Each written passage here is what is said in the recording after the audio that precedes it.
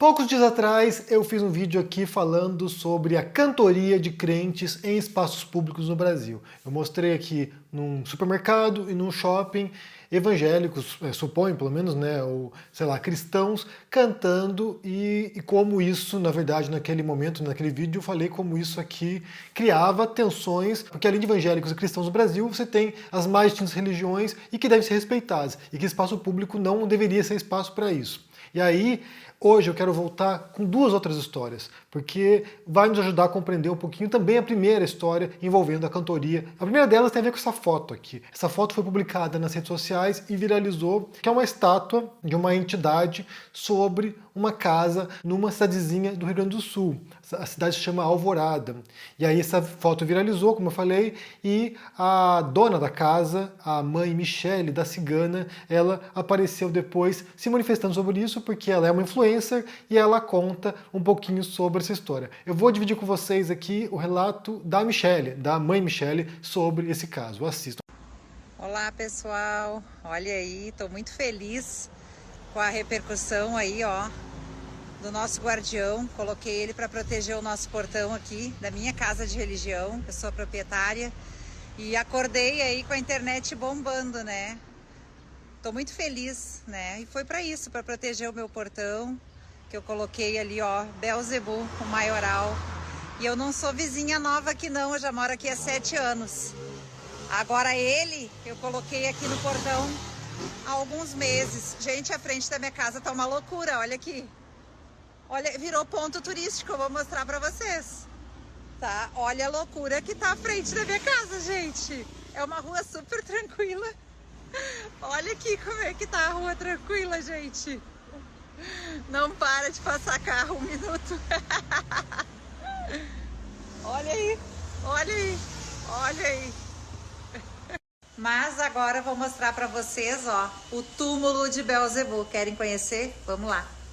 Para quem me conhece, a minha casa era rosa. Depois que eu coloquei a imagem lá, ele mandou mudar a cor da casa e eu tô mudando, ó, os pedreiros estão aí. Tô mudando pro cinza com branco, tá? E agora aqui no meu salão de Exu, para os seguidores novos que chegaram aí hoje, né? Uma avalanche de gente. Vou mostrar aqui a casa da Maria Padilha. E ali dentro da casa da Maria Padilha, o meu assentamento de Belzebu, ele fica enterrado, né? Na quinta para sexta-feira santa, meia-noite, a gente abre o túmulo, né? Tira a imagem e ele come na terra, tá? Belzebu pode te dar tudo que está sobre a terra. Ele é o Senhor dos meus caminhos. Vamos lá ver o túmulo dele? Tá aí, ó, gente, o túmulo de Belzebu, que é aberto na sexta-feira santa para fazer o ritual. Aqui tem os puxadores, ó, vou mostrar para vocês, a gente puxa. E aqui está a imagem simbólica dele dentro de casa, né? Toda semana a gente serve aí 7 bebidas diferentes, fazemos os nossos ritos e o túmulo de Belzebu tá aí. É o túmulo que será aberto uma vez por ano, ele é aberto... Essa é a primeira história. Essa primeira história a gente vai falar um pouquinho mais sobre ela mais adiante. A segunda história tem a ver também com pregação em espaço público, né? É uma cena do metrô do Rio de Janeiro e tem um pastor pregando dentro do metrô e um jovem resolve cantar uma música da Umbanda. Vamos assistir essa cena também. O que a pessoa mais quer é sair daquela situação. Vou cantar a O que música. a pessoa mais Posso quer, cantar a música? Deus, salva a minha alma. Posso cantar uma música? Então, queridos, nós estamos aqui. Diabo velho, eu vou cortar, seu chifre eu vou cortar, seu rabo pra Exu comer. Da tua língua eu vou fazer chicote pra bater nas costas de quem fala mal de mim. Fala mal de mim, mas não fala por detrás. Fala mal de mim, mas não fala por detrás. Oi, quebra ele, Padilha. Quebra ele, Satanás. Oi, quebra ele, Padilha. Quebra ele, Satanás. Aí, ó. Ei, tá no eixo. Aí, ó. Amém, Senhor. Tô perdido. Tô perdido, gente. Mas Jesus Cristo vai te salvar, velho. Essas duas cenas nos mostram algumas coisas que teriam relação com as histórias anteriores que eu já mostrei aqui. A primeira delas, sobre o Belzebu na casa da mãe Michele. Ali a gente fala de um espaço privado, ali a gente fala de um templo, segundo ela, né? Segundo ela diz, ali é uma casa de religião. Então, sim, é um espaço privado no qual ela reverencia, e eu acho que ela abre para outros devotos das religiões, das vertentes que ela segue. Então é um espaço religioso de crença na qual ela pode professar a religião que ela bem entender, ou a falta de religião também. Então seria o equivalente a um templo evangélico, seria equivalente a uma igreja católica, seria equivalente, sei lá, a uma loja maçônica, seria equivalente a um centro espírita, seria equivalente a uma mesquita, a uma sinagoga ou algum local sagrado religioso, né, um templo budista, sei lá. Então, assim, é um espaço, segundo a mãe Michele, no qual ela professa a religião dela, a casa dela.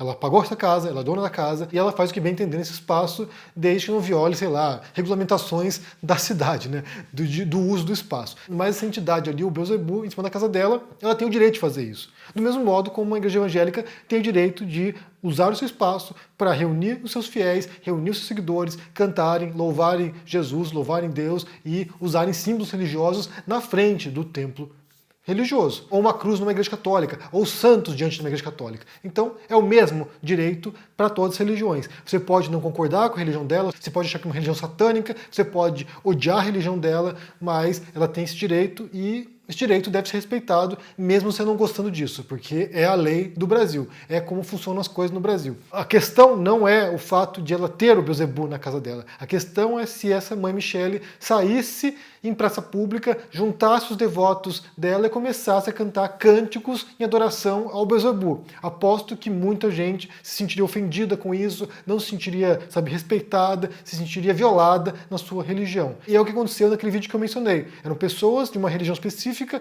que estavam ocupando esses espaços públicos e, de certo modo, invadindo o espaço de outras pessoas que não são devotas daquela religião e que não querem ou que não têm nenhuma obrigação de ouvir cânticos religiosos de outra fé, de outra religião. Aí você pergunta para mim, e se fosse um flash mob de música pop? Bem, também seria talvez ridículo, talvez um pouquinho ofensivo, talvez um pouco incômodo, mas música pop não é religião, música pop não é algo que, bem, talvez até dependa da música pop, tem seus devotos, mas não é algo que ofenda as demais pessoas no sentido de crença individual, de crença pessoal, de, sabe, crença íntima e que ajude a formar a concepção de mundo daquela pessoa e visão pós-morte, visão de céu, visão, sabe, de alma e outras coisas. Música pop não tem esse tipo de impacto social como tem uma religião. Você tem uma religião majoritária ou minoritária ocupando espaço público e invadindo o espaço de outras pessoas e invade o espaço de outras crenças religiosas também. Então, só separando as coisas, mãe Michele, da cigana, com o seu Beelzebub, na casa dela, no local religioso dela, ok, é o espaço dela, é o espaço de crença dela. Mãe Michele, ou qualquer outra pessoa de outra religião, ocupando o espaço público para, sabe, causar, para fazer balbúrdia, vamos dizer assim, fazer balbúrdia, ou tentar chamar atenção, ou tentar converter as pessoas, aí já começa a entrar numa esfera bem mais complicada. Particularmente, eu como alguém que vem de um lar católico, né, como eu falei aqui várias vezes, alguém que vem de uma religião cristã, esse tipo de símbolos da mãe Michele me causa um pouco de medo, na verdade. É algo da criação. Eu tinha muito medo quando era criança do diabo, por exemplo. Então, assim, é algo que eu cresci com medo, né? Então, assim, filmes satânicos, né? Filme como Exorcista, por exemplo, esses filmes me impactavam muito na minha infância, então eu morri de medo desse tipo de símbolos, desse tipo de imagens. Hoje em dia nem tanto, mas é claro que ainda tem lá uma carga, né, sabe, que traz uma memória religiosa, inclusive, até hoje. Então me dá um pouco de receio, mas claro, é a religião dela e a gente tem que respeitar do mesmo modo como tem que respeitar os evangélicos, os católicos e quem quer que seja, mesmo você discordando dos dogmas ou das práticas dessas pessoas. Eu vi algumas pessoas dizendo aqui, né, no vídeo anterior, sobre essa prática pública, né, de oração em público, ou de, sei lá, cantar em público. E alguém disse assim, mas os muçulmanos fazem isso e o Henry defende os muçulmanos. É um ponto curioso, porque assim, quando você viaja para países islâmicos, realmente, os muçulmanos, eles têm o tapetinho deles na rua e fazem as orações deles, porque no Islã são 5 orações diárias, então assim, durante o dia inteiro, de madrugada, eles acordam, você tem as mesquitas que tocam música, né, para te acordar, para despertar, e aí você acorda lá de madrugada e eles vão rezar, e eles rezam muitas vezes em espaços abertos, espaços públicos. Isso é pitoresco, isso é até bonito quando você é turista. Você viaja para lá e você vê aquela cena, olha que interessante. Mas eu não moraria num país islâmico e, sabe, seria para mim bastante incômodo todos os dias da minha vida, 5 vezes por dia, a mesquita lá, o megafone da mesquita tocando e as pessoas rezando em público. Então, assim, para mim seria um incômodo. Mas é o país deles, né? É a religião deles, é o modo como eles trabalham, é o modo como eles operam. Não são estados laicos, em sua maioria. Eu sequer usaria como referência de como lidar com religião. Se você acha que isso é um modelo de religião, por exemplo, eu não acho que seja. Eu prefiro o modelo ocidental, nesse caso, modelo de estado laico, no qual diferentes religiões têm liberdade religiosa, resguardando certos limites, obviamente. Então, assim, eu não usaria o referencial do Islã como referencial de um modo apropriado do impacto na religião, na vida privada, na vida pública e na vida política das pessoas. Não usaria. Então não acho que seja uma boa comparação. Nos países ocidentais, incluindo o Brasil, o modo como as coisas se dão envolve estados laicos ou estados, no máximo, né, como é o caso da Espanha aqui, um estado não convencional, o aconfessional, ou seja, no qual não tem uma religião oficial. Então, aí eu não usaria como referência países islâmicos. Aqui digo eu mesmo, né? Daí o segundo caso, e aí também envolve essa tensão religiosa, né? Que é desse rapaz no metrô. Você tem um pastor pregando e o rapaz, incomodado com o pastor, resolve cantar uma música da Umbanda. Resolve cantar uma música em homenagem ao Exu. E aí, é claro, como eu falei, que isso causa tensão. Porque assim, você tem alguém lá, um pastor, que está ocupando o espaço público, nesse caso o metrô, está lá pregando, está lá incomodando as pessoas, porque nem todo mundo é devoto da religião dele, você lá se deslocando, indo para o trabalho, indo para a escola, sendo obrigado a ouvir a pregação de uma religião com a qual você não concorda, e daí, quando o jovem canta em resposta, é claro que isso também incomoda as outras pessoas, porque nem todo mundo é obrigado a concordar também com a religião dele, nem todo mundo é obrigado a achar que é legal louvar Exu, do mesmo modo como ninguém é obrigado a achar que é legal louvar Jesus, e assim por diante. Então, assim, para evitar esse tipo de conflito, esse tipo de atrito, esse tipo de tensão, é justamente crucial separar esses espaços. Ou seja, na igreja evangélica, aquele pastor vai lá e prega, e converte as pessoas, e diz o que ele pensa, e compartilha as crenças dele, e o jovem da Umbanda vai frequentar o terreiro de Umbanda, e lá ele vai seguir a sua doutrina, a sua religião, as suas crenças, fazer suas oferendas e assim por diante. Então, é separar isso para que esse tipo de atrito no cotidiano não aconteça. A situação do metrô, do jovem respondendo com uma música da Umbanda, é muito parecida com a situação dos crentes cantando em espaços públicos, porque ninguém é obrigado a ouvir evangélico cantando em praça pública, ou em mercado, ou em shopping, e ninguém é obrigado a ouvir um jovem cantando música da Umbanda dentro do metrô, e assim por diante. Do mesmo modo que ninguém é obrigado a ouvir, sabe, cânticos islâmicos ou budistas, Hare Krishna, sei lá, o que quer que seja, nos espaços públicos. Então, só para deixar claro aqui, primeiro caso da mãe Michele, ela está usando espaço privado, a casa dela, para seguir a religião dela, as crenças dela. Uma coisa, ali ela tem todo o direito de fazer isso, mesmo que incomode vizinhos, problema dos vizinhos. A casa é dela, ela faz o que ela bem entender. No outro caso, do metrô, do mercado, do shopping center, é aí que entra a questão, é aí que entra o problema. É aí que entra a invasão do espaço e o desrespeito às demais pessoas. E isso pode levar, ou vai levar cada vez mais, a atritos religiosos. Porque eu já vi outras cenas de pessoal de outras religiões, particularmente da Umbanda, que se sentem desrespeitados com essa invasão de fiéis religiosos cristãos e aí tendem a reagir também de modo a antagonizar. Então aqui se trata, na verdade, do princípio mais básico de convivência com as pessoas, né? De como você entender qual é o seu espaço, onde você pode atuar e como respeitar o espaço do outro também. É o mais básico de relações humanas, né? Você com seus amigos, com seus parentes, colegas de trabalho, como é que você respeita o espaço deles. E me parece que esse bom senso mínimo, né, de convivência com os demais desapareceu. De repente as pessoas acham que pode simplesmente fazer o que elas bem entenderem e não precisar mais qualquer tipo de freio para conviver com os demais. Isso é muito, sabe, inacreditável mesmo. Bem, quero saber o que vocês pensam primeiro sobre a história da mãe Michele da Cigana, pondo uma estátua do Beelzebub sobre a casa dela. Como é que você vê isso? Se é uma coisa que te parece normal, aceitável? Bem, como eu falei, a questão nem é se é aceitável ou não. É a casa dela, é um templo religioso para ela, ela pode fazer o que ela bem entender. Mas como é que você entende isso?